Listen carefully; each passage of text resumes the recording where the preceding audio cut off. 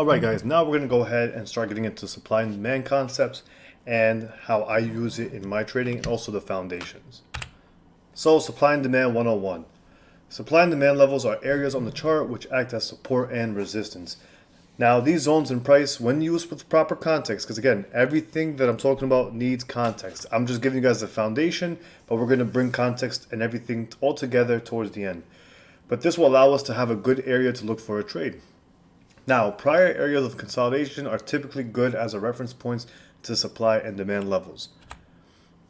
So here's a quick illustration of it. So here would be considered an area of demand. You'll see that price actually had this consolidation point and then we finally had a breakout out of this range.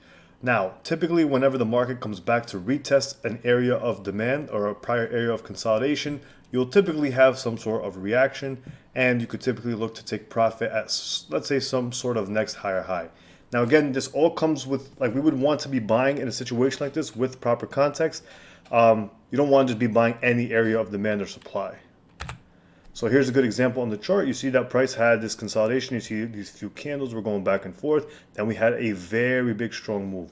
Typically, you want to look for the area inside of here, the area of consolidation. Some people call it the point of origin. I've heard Chris Laurie talk about it as the point of origin. It doesn't really matter. You call it demand, point of origin, whatever you want to call it. It's the same concept. The reality is this area is going to have some sort of price sensitivity. And you're going to see here, let me go back because we kind of skipped forward a little bit.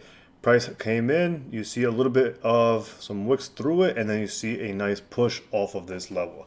So this is just a good way to kind of visualize the concept. Now, inversely, we have areas of supply.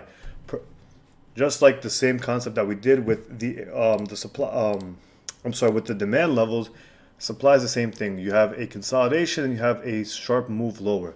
Now we know that this area is going to be sensitive if price ever comes back to retest it. So we're going to look for potential sells in these scenarios. Now I'm going to go ahead and show you guys another illustration. Look how price had a very significant consolidation phase in here, and then you have a significant price drop lower. Now whenever price comes back to retest it, we know this is going to be an area of potential sensitivity. And you guys are going to see here we have a nice reaction off of this level. Now, again, this is just going to be very crucial because when we start to bring in concepts together, we're going to really have a solid understanding of how we can utilize this to really formulate a very high probability trade.